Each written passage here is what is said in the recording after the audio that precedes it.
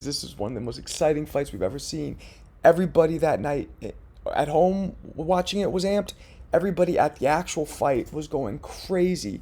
Look here at pound for pound great, all-time great James Toney going nuts. And check out Winky Wright losing his mind watching this fight. Had everybody on the edge of their seats. And Castillo steps back.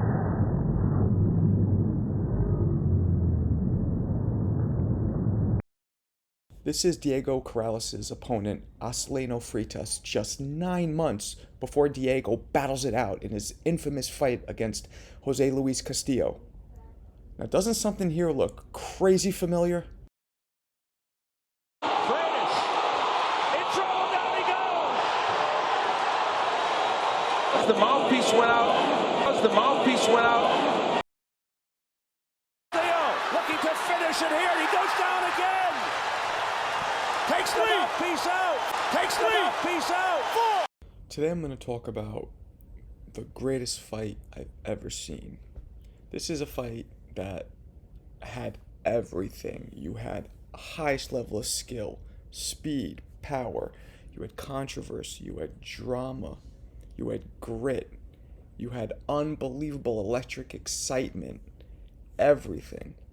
And this fight is Jose Luis Castillo versus Diego Corrales 1.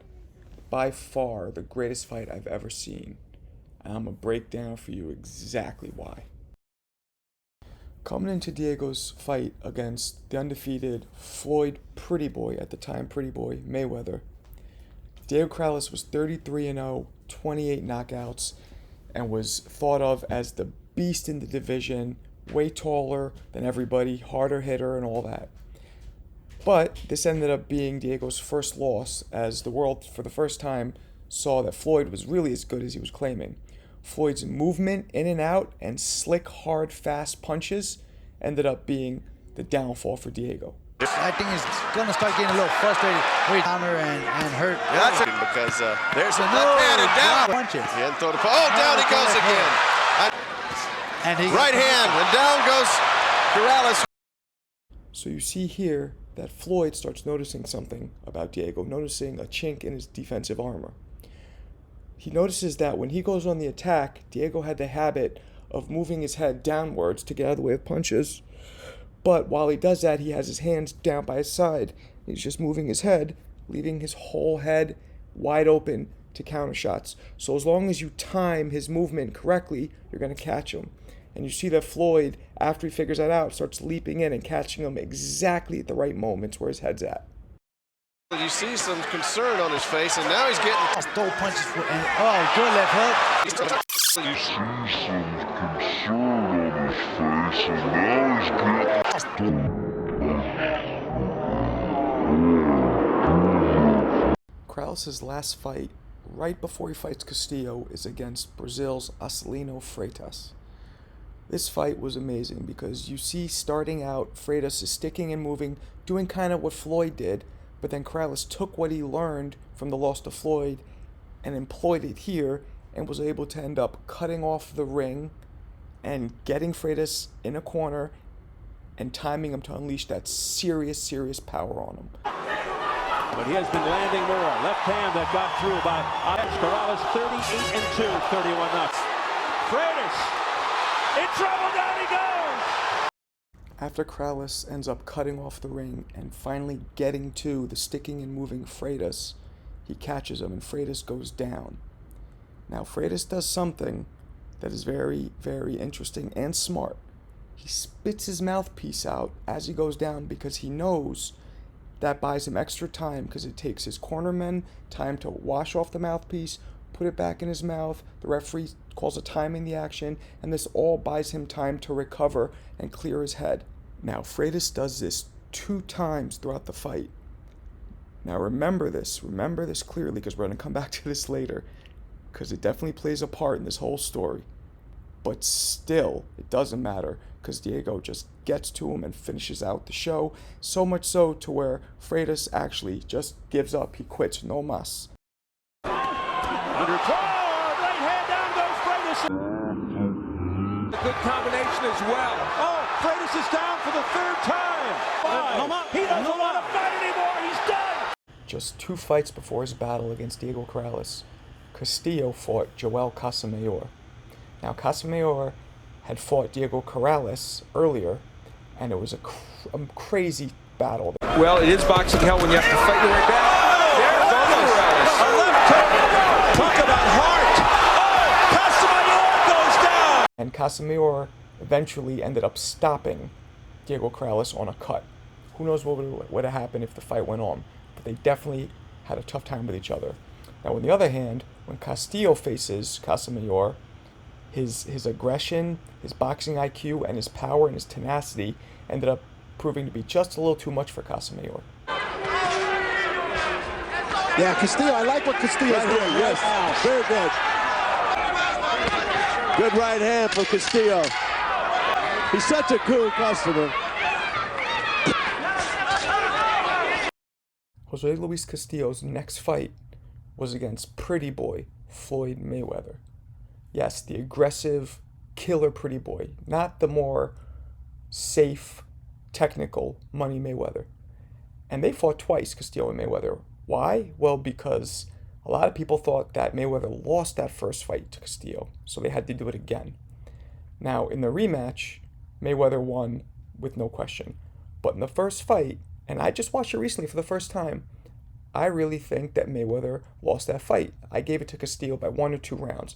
Castillo's pressure, infighting, and constant power shots and body shots made the difference. Castillo's just glad to find. Castillo takes the bait. A little bit of a short left hand inside. Castillo throwing punches down the bottom. Good right hand for Castillo. Mayweather's round number 9 scheduled for 12. Now Castillo tells Roger Mayweather didn't have much to say to his fighter between those rounds. Roger passed about his hands. He's had some bad hands. Sometimes common opponents paint a picture in boxing, and this is one of those cases. Jose Luis Castillo and Diego Corrales both fought Floyd Mayweather and Joel Casamayor. Now, while Castillo had a relatively easy time with Joel Casamayor, and a lot of people think that he beat Floyd Mayweather, whereas Diego Corrales had a real tough time with Casamayor, and of course had a real tough time with Castillo. Even though he won 1 out of 2, that first fight that he won, which we're about to get into, was something of miracles and magic. It's 2005, and Jose Luis Castillo is fresh off of his wins against Julio Diaz and Joel Casamayor, and Diego Corrales is on cloud 9 after his great knockout of Acelino Freitas. So it's May in 2005, and the two are set to meet for the unified lightweight championship of the world. Now, starting from the very first bell of round 1, we know that this is going to be something special. Both men are coming out and imposing their will and letting go crazy hard power shots on each other. And every time one lands, the other guy gets even more angry and more determined to win and fires off another one. Great body work. One of his sparring partners, Jose Santa Cruz. And that is Castillo's MO. A right uppercut and a left hook. Corrales has success early throwing those nice, tight, short shots that he throws. Although Corrales was almost 6 feet tall at 135 pounds, believe it or not, he was lanky, but he didn't have that long arms. So he threw real tight, nice, short shots and needed very little distance to get off full leverage and power. Tight affair. And on the inside, Corrales is scoring, but back comes... Oh, what a combination upstairs by Corrales. So at this point, something really interesting starts happening, which ends up playing a major role in this fight. Diego Corrales picks up on a combination that Castillo started throwing repeatedly. Castillo throws an overhand right hook, then immediately follows it with kind of a left up jab. Now this kind of calls back to my Buster Douglas video where Douglas finished his combinations unorthodoxly, so does Manny Pacquiao with a left jab, or a left power jab. So the second that Castillo throws this, the overhand right hook, Corrales knows that straight left jab is coming, and Corrales counters with a left hook.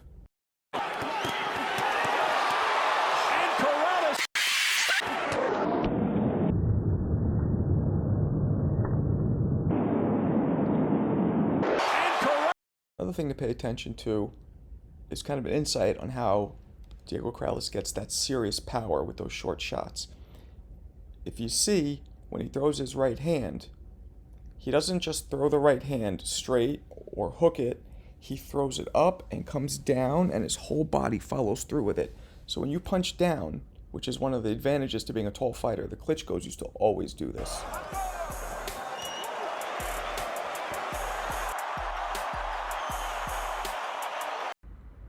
So something that Corrales starts doing, probably from fatigue at this point, is he starts dropping his hands in the clinch. So you'll see that when they're in the clinch, when they're in that phone booth, Corrales either drops his hands down like this, or he kind of keeps his hand and his forearm against Castillo, maybe for a rangefinder, but that's leaving a hole right here. And Castillo sees the hole in his elbow, and he also sees the hole in between the guard, and he starts shooting uppercuts straight through there, and he starts catching Corrales. Right uppercut on the chin by Castillo. This is where Castillo gets good work done. That's what Castillo is hoping for. He's slowing Corrales and having his way here at the end of the third. So now something that starts happening now, which is a bit of a will breaker for Corrales. Castillo is absorbing all of these shots, not going anywhere, not even really swelling up, and he keeps coming. Now, Corrales is only human, so eventually after landing all those shots and putting so much power into it, you're going to start getting worn down physically and mentally. You could see the momentum kind of start shifting as Castillo absorbs everything and then just keeps coming stronger. Both these fighters have, oh my. What a left hook there by Corrales, and Castillo comes. Fights for Diego Corrales, Lascano, among others for Castillo. And look at this. Here's Corrales now, it's his turn. And back comes Castillo. And that one startled Corrales. And this a very tough round to judge. Big punch there on the left hand by Castillo. What a heavy body punch, and then back comes Corrales. As you could see, these guys are going at it. Power, speed, technical ability, they got everything going. Crazy, amazing fight. You don't know which way it's going to go. But at this point now, Corrales settles down a little bit after Castillo's onslaught, and he starts picking his shots again. And he goes back to what we talked about earlier. He knows Corrales is coming with that overhand right up jab. And at this point, he times it perfectly and rattles Castillo for one of the first times in his career. It's the left hand by Corrales that rocked Castillo. He almost went down for the first time. His knees buckled.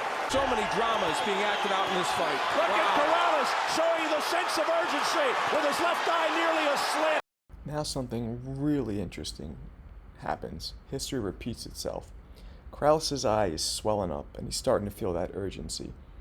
And he doesn't want to happen what happened to his fight right before this with Freitas, where they stopped it because he had a bad cut. And don't forget, Freitas also spit out his mouthpiece. So you see Corrales start getting hit, and for the first time you see him contemplate, as he's taking a barrage of punches, maybe I should spit this mouthpiece out to get this guy off me, and it won't be an official knockdown. Oh, what a left hook Wow. Except there. Wow.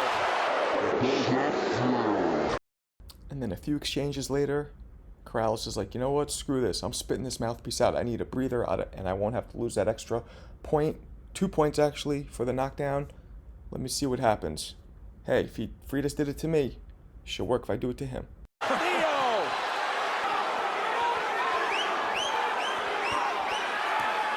Castillo jumping on Corrales, but he's able to regroup. There goes a mouthpiece. Castillo wobbled by a left hand. So you know this is a grueling fight because first you got Corrales kind of trying to get some time to breathe, and then Castillo, who is the toughest of the tough, starts throwing some low blows. Now, could just be a mistake, could be fatigue setting in, or maybe it's also his way of being like, back up off me, Corrales. What's gonna take for you to go down? Because Castillo sends off a couple, hitting him dead in the family jewels. A low blow by Castillo, missing with the right upper, and another low blow. I've seen not too much of that from either fighter. Oh, great combination from outside by Castillo. Would be the third warning. Right hands, a series of rights, and a combinations by Corrales. Corrales throwing bombs. He's probably saying to himself, what's it going to take to drop this guy? Again, Castillo controls for him.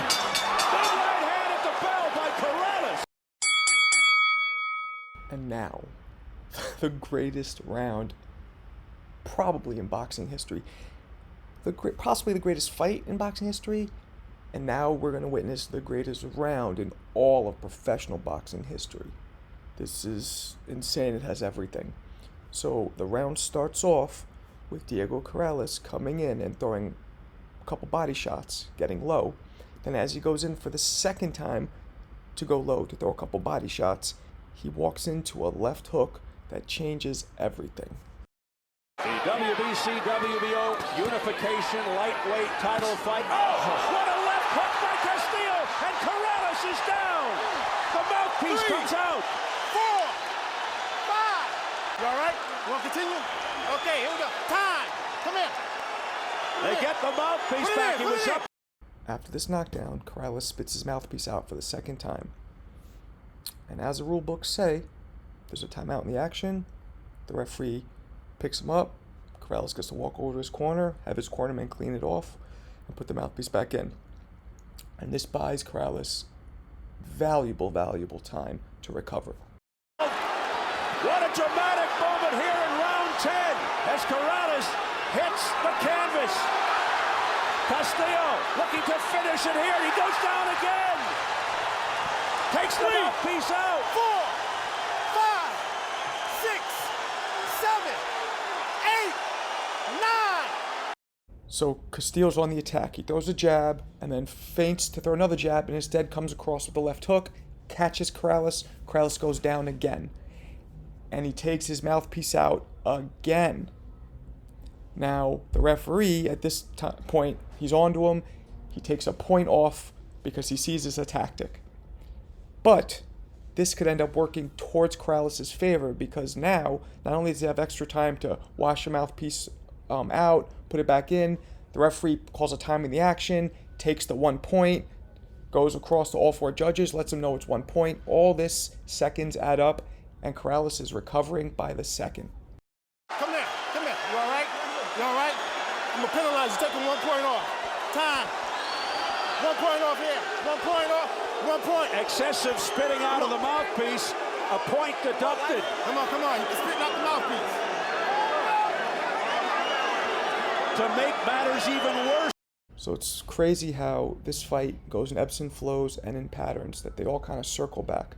The same pattern that Diego Corrales had of dropping his hands low and ducking his head down and not covering his face, that got him in trouble. Well, Castillo's same pattern of throwing that straight right followed by the straight up jab also ends up getting him in trouble as he tries to throw one of these at Corrales, who he think was hurt. But Corrales comes in having recovered from the point deduction fresher than Castillo thought and ends up countering that same straight right up jab. Now in a fucking get inside on him now. dreadful round for Corrales. Down 2 times here in the 10th. Again, Castillo going back to work. And if Corrales can get through this round, the dynamic of the fight has now changed to the point where he may very well. Now Diego Corrales does something that nobody expects, especially not Castillo. Instead of hitting Castillo with that counter left hook that he's been landing the whole fight, Corrales switches it up and fires off an overhand right hook. And this catches Castillo by surprise and is the start to the end for Castillo and this amazing fight. Need a knockout. With a minute 35 to go, he's got a long way to go, Corrales. But he just hurt Castillo with the right hand, or at least pushed him back. That was astonishing, and he hurts him with a hook. Corrales comes back. straight right. Now Castillo against the ropes. Unbelievable. Ebb and flow.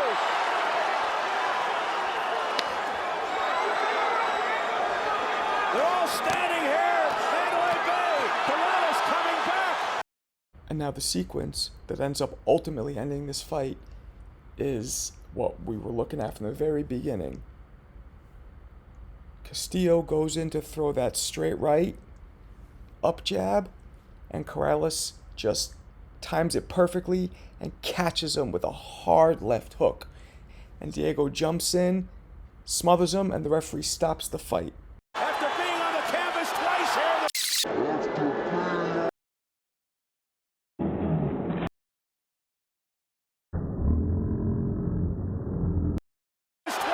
the 10th. And Castillo steps back. Corrales winging. Castillo's in trouble. Weak steps in, and the fight is over. Corrales with a remarkable, dramatic turnaround. He is now the WBC and the WBO lightweight champion of the world, Diego Chico Corrales.